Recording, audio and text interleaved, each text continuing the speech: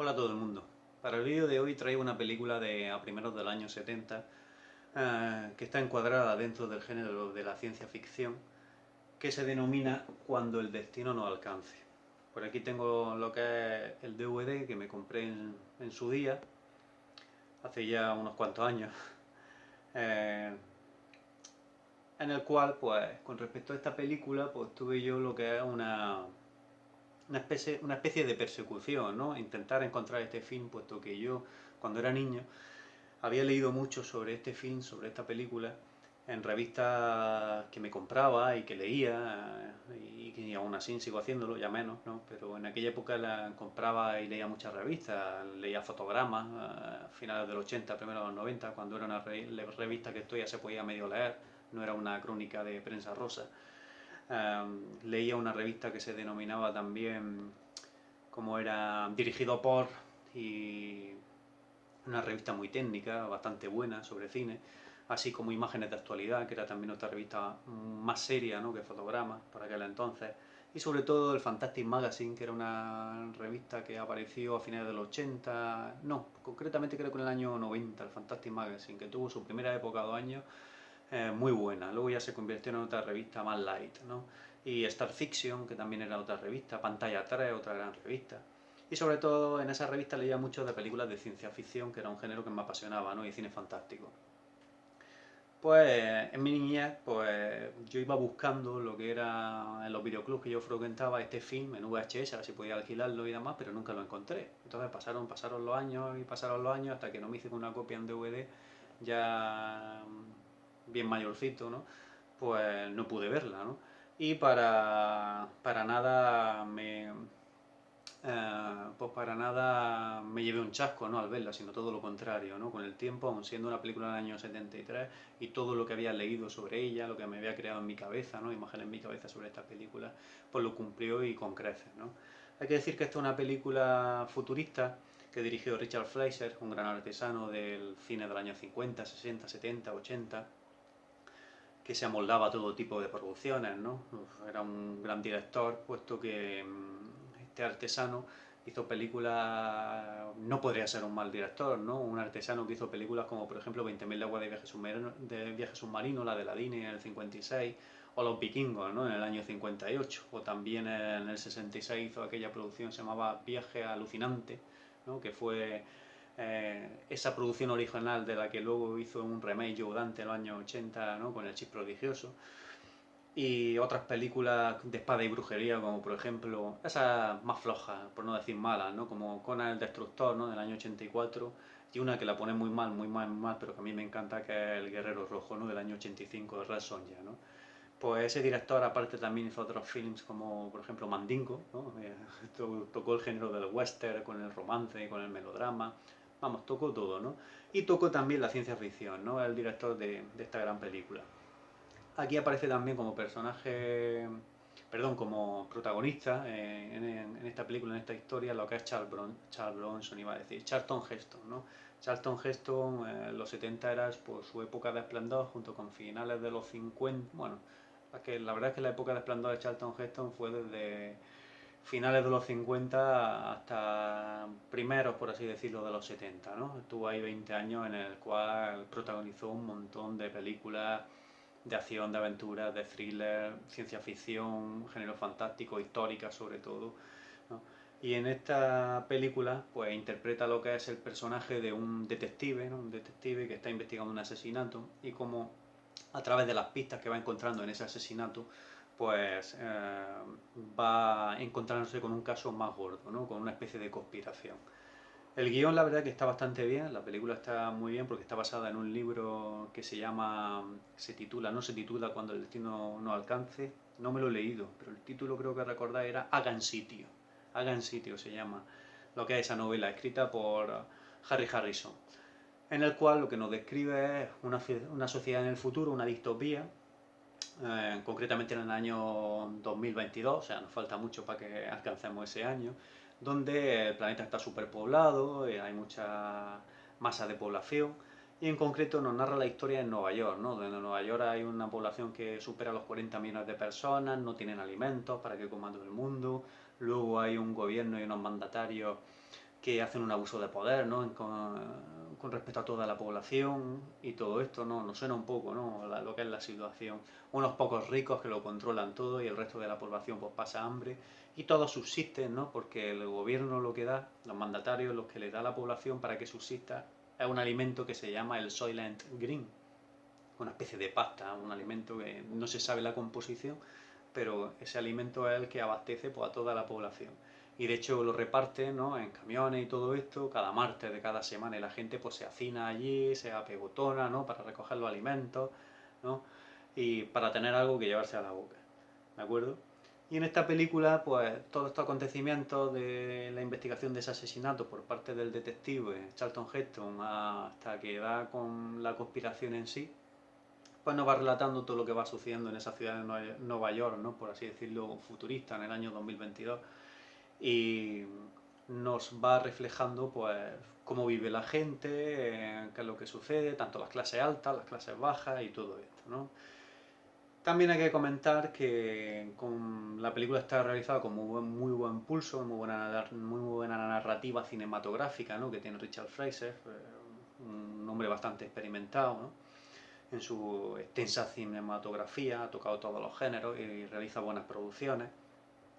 Y también cuenta con otro actor muy famoso que en esta época estaba en horas bajas, que era un amigo personal de Charlton Heston. Aquí aparece Edward G. Robinson.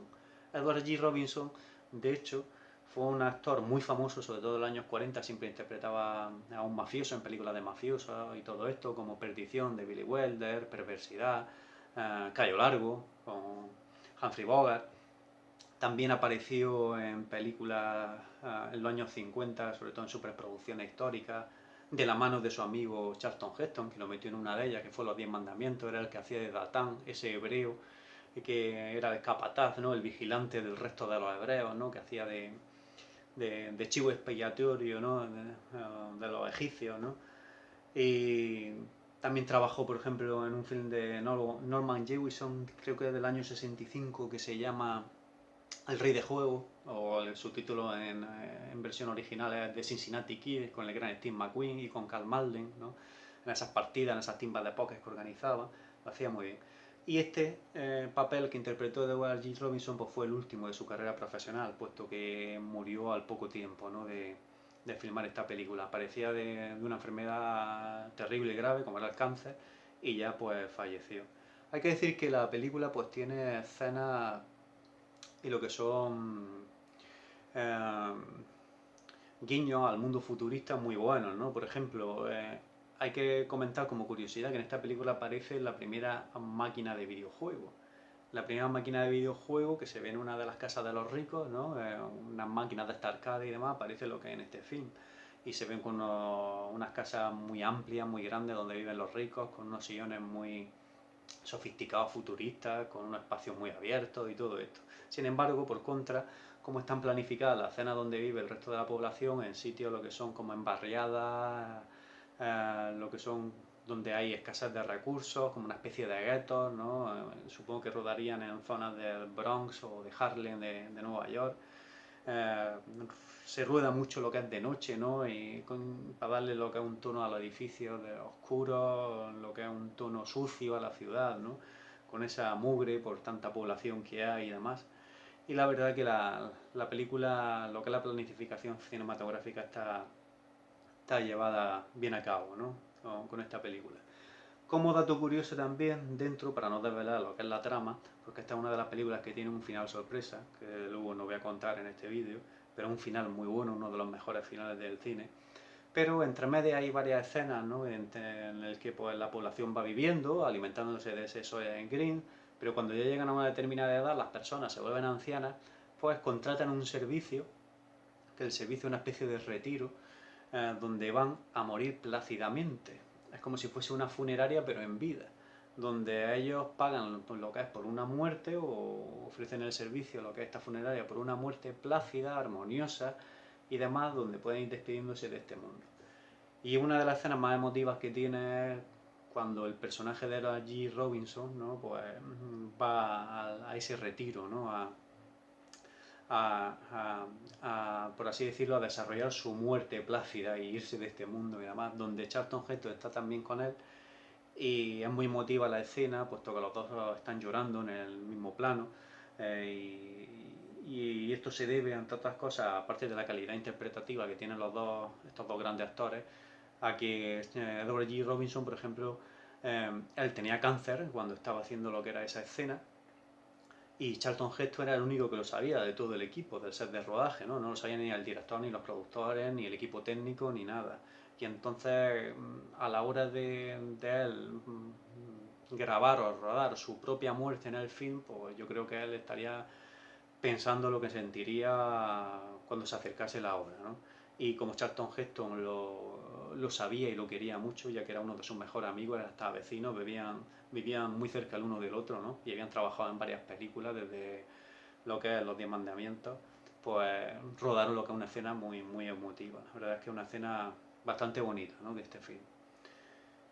¿Qué más cosas que comentar del film? Pues eso, que para los días que corren, para los tiempos que estamos, pues se asemeja mucho a la situación que la que estamos viviendo, ¿no? Los ricos, los poderosos, los políticos mandando, haciendo abuso de poder, toda la sociedad hacinada, ¿no? Y subsistiendo con pocos recursos, salvando la distancia, evidentemente, porque ahora lo que tenemos es un confinamiento, pero podemos hasta el día de hoy todos comer algo que no sea el Soylent Green, ¿no? Esta pasta, ¿no? Y, y la verdad es que es una película que, si no la habéis visto, podríais echarle un visionado, puesto que esta película no se... como estas películas ya no se ruedan hoy en día.